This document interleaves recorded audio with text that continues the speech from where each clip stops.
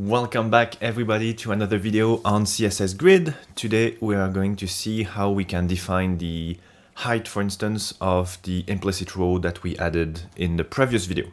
So, for instance, here in our H1, we are going to give them a margin of 0. So you see like the row takes only the height of that text, and it might not be something that we want. So right now, what happens is, by default, the height of each row is automatic, which means that if I go, for instance, in my model and I give it a height of 900 pixels, you'll see that all of my rows are stretched because automatic by default gives as much space as you need, and if there is remaining space, it will just like stretch everything.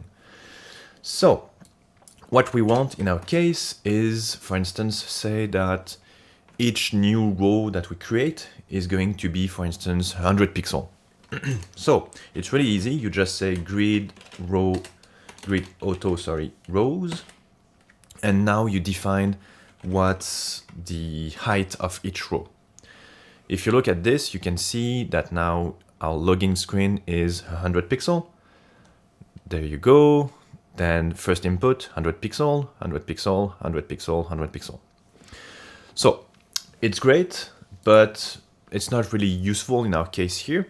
What we would like to do is to actually have a pattern, for instance. And it's something that's provided by default when you just say, for instance, I want 100 pixels for the first element, then 50 pixels, then 100 pixels, then 50 pixels, and so on. And you can see here, if I go to the browser, you can see my login is 100 pixels, then 50, then 100, then 50, then 100, then 50.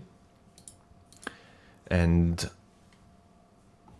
you can continue doing this sort of pattern to be something like, I want this, this, and this. And now you see that the login text is 100 pixels, 50, 50, 40, 100, 50, 50, 40.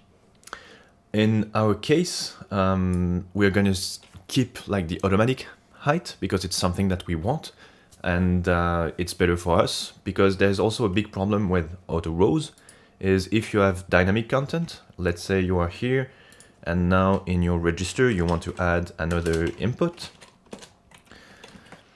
What happens is the pattern still applies. So it would be 100, 50, 50, 40, 100, 50, 50, 40, and so on. So it's not something that we want, and in this specific case, we want to keep everything in the default state, and the default state is automatic.